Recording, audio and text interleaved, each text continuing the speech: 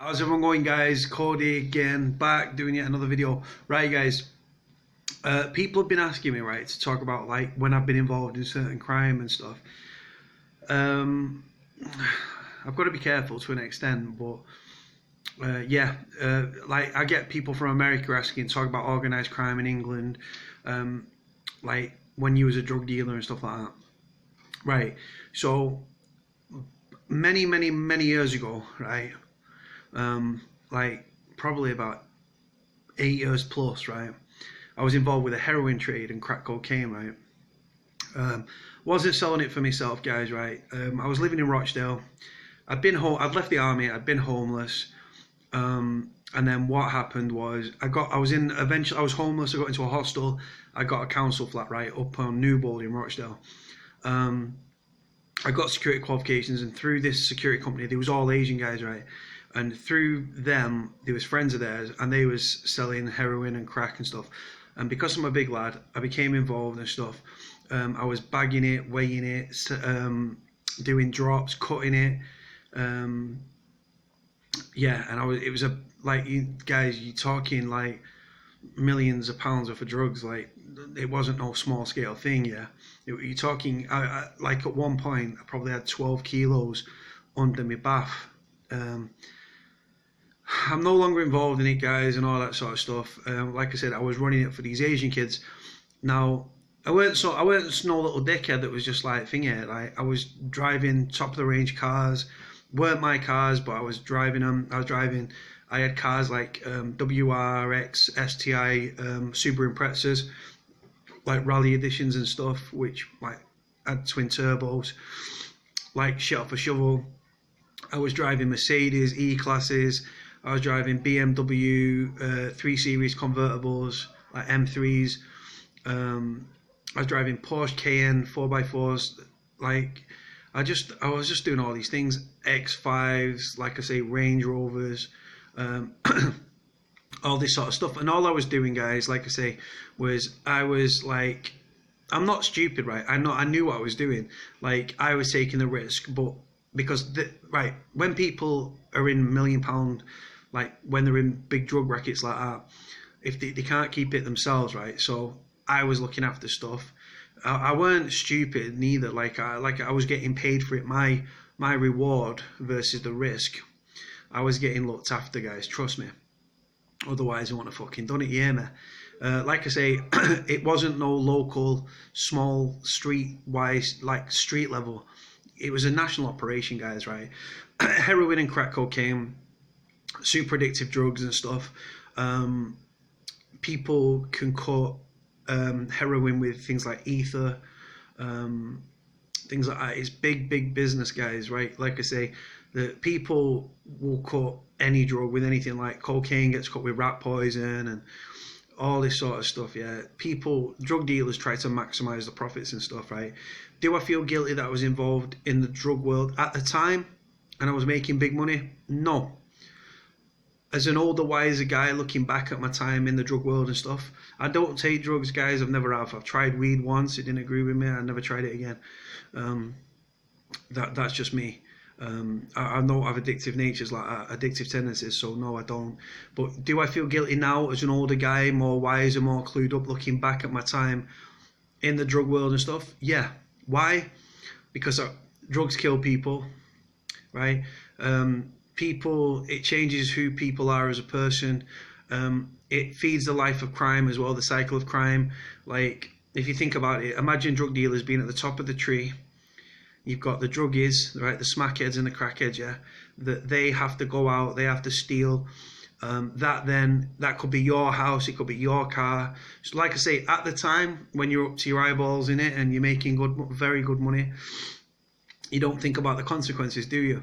No one thinks about the consequences until it's too late, or they've been caught, or until they come out the other end and they look back and think, fuck me. I'm highly embarrassed about what I used to be involved in, right? Like I say, drugs are readily available. Everybody takes, not everybody, but a lot of people take drugs, whether it's recreationally or like just because they're addicts and stuff. Like, this is why I keep an eye on the drug world and stuff like that, like stories within the media and stuff. Like I say, what people do, right, is you buy a kilo of a drug, right? Depending on what drug you're buying. Say it's crack cocaine or heroin, or coke, yeah. Then what they do, they cut it, yeah, 50-50, right? That means you've gone from having one house brick to having two, right? So you straight away, you're doubling your profits, yeah. And you're talking over 100 grand a key, depending on what it is, purity and things like that. But you've made from one house brick, you've now got two. Um, yeah, and like I say, all the drug dealers have to do is that they just cut. Do you know what? Right, we used to have guys that were testing the drug. Right, we used to have smackheads, yeah, that we'd just go and we'd say, right, we've cut this, right, and we give them some citric acid, right? Citric acid used to burn the drug, right? When they put it on a spoon, yeah, they put the drug, they put citric acid, and yeah, and it like then they pull it up like it becomes like a liquid. They pull it up into the needle, and they put it into the vein and stuff, right? Some people dig it into to veins like the crook of the elbow. Some people, because the veins have collapsed and sucked through the citric acid, that some people, I've heard of stories where people have had to dig it in between the toes, like the vein in between in the foot, the groin, things like that, right? It's just I'm embarrassed to say it, guys. Like I say, but when I was involved in it, guys, you don't see the fact that smackheads are going out stealing to feed their addictions and stuff. You don't see that. Drug dealers, they don't take. It's ruthless. It's a very, very ruthless world, guys. Right? Like I say, I was debt collecting. I was cutting it. I was bagging it. And people would be driving down in fucking like big expensive cars, Bentleys and everything else, picking up keys, yeah, keys are kilos, yeah, and then just fucking off with them. Like we was going over to Bradford. We was like, we'd get 2 keys, yeah, we'd all travel, yeah, in a convoy. How it'd work, yeah, we'd travel in a convoy. There'd be 2 or 3 cars. One car would be at the front, the lead car. You'd have the back marker, and then I'd be in the middle. I think like whether it was a Subaru Impreza or a BM or Merc or whatever I was driving at the time, and then obviously like we'd use the M62 to channel the drugs and stuff like that. You've got to be aware because the police can put drug markers on people's cars and stuff. And like I say, you've got a lot of ANPR cars, like police cars, undercover and marked and stuff. And if you go past one of them, and that registration on that car is hot, the car can be hot, right? If you know there's a marker on that car and you're driving that car, and you trigger an ANPR from an unmarked copper, that unmarked copper is going to be on the radio, and they're going to want to get more units, and they're going to want to TPAC. Your TPAC is tactical pursuit and containment, and that's where they block you in and stuff like a rolling roadblock. One gets in front, one gets to the side, and one gets to the rear, and they try and bring onto the rear to the arch over and stuff, so they can do what they call a hard stop. We knew this. There's risks involved. Like I say, when I was driving cars, there wasn't hot potatoes, right? So they didn't have markers on them. We'd do what we was doing. Like I say, it was all out of Rochdale. It was big amounts. It was very, very big amounts. There was so much money, guys, right? From like, it wasn't my money, but they was paying me. And I was getting very, very, very well looked after. But like, just thousands and hundreds of thousands of pounds just there. And you're sick of seeing the sight of money, guys. Like I say, it's not the money, like that was their money. I'd get I get my money for the risk, because I weren't stupid. You get people that are stupid when they go into these worlds and stuff, and I weren't one of them. I was clued up. I knew what I was doing, and the money reflected the risk I was taking. I never got caught doing what I was doing. The police were, when I've been in prison with the people that I used to run for, they're Cody, right, who was another lad that was doing the same job I was doing, and they all got caught for money laundering and everything else, right? They didn't get caught with the drugs though. While I was in prison on my last stretch, there was a lad that, because the Asian kids that I was running with, they was dealing with a crack and heroin. This other lad used to deal with the cocaine, yeah. He was doing the sniff, he was banging out the sniff, yeah, flake, and everything else, yeah. 1-to-1 fucking flake, 1-to-1 coke, even, that had been bashed, yeah. And it was his first time in prison. He got caught in a 35 grand BMW, and his car got seized, and he ended up being remanded, and he was fucked. Yeah, he got caught with about a key and a half of fucking sniff. But I knew him, so when I landed in prison, straight away he clocked me, I clocked him. I was like, fucking hell, what are you doing here? So that was that. But yeah, like I say, the drug world, very murky, very dark, right? There's a lot of money to be made, guys. Like when they're talking about, like, now spice is big, popular at the moment and stuff. And when it used to be illegal, and it was cheap, yeah, like £10 a gram, yeah, £10, about £10 a gram, 15, 20, right, depending on how many bags you get, yeah. Well, like, they're now talking about, because it's now been outlawed, it pushes the prices up. So all that happens, guys, there is drug dealers get richer, right? Simple as that. There's people in prison that are running drug empires from prison, right, on banned mobile phones and everything. Like I say, that's not a secret. There's stupid amounts of stories in the media about drones, drugs, mobile phones, all that sort of stuff. But yeah, when I was involved in the drug world, it's very lucrative. Like I say, imagine, right, if you've got the money, you buy a kilo, right?